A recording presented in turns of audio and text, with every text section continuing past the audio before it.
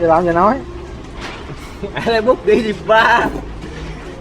Thí dụ giờ tôi cho nó điểm cắt xong rồi điểm nằm ở đây nha. Rồi ok. Điểm ở đây rồi lại lên như vậy. Nhấn hết ra những cái này lần nữa. Full 3. Phân sinh 3. Rồi sau đó bắt đầu trả về. Trả về. Trả về nó nằm ở ngay đâu cũng được hết, không có quan trọng. Trả về nó vô cái khung bế tiếp theo là được rồi. Xong bắt đầu nhấn cái nữa để nó ra cái này mắc gì thép. Không ra mắc gì thép bắt đầu mới lo bon bế.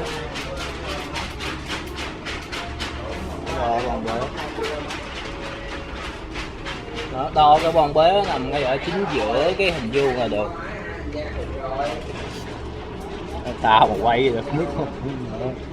Đó, nó nằm Rồi. nói chung là nằm cái hình vuông á. Đo xong rồi thấy không, xác định xong rồi bắt đầu nhấn enter.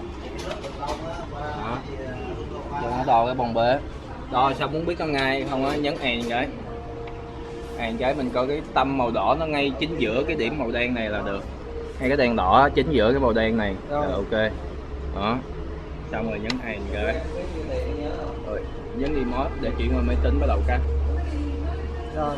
Dạ. Hết chưa? Rồi xong rồi đó.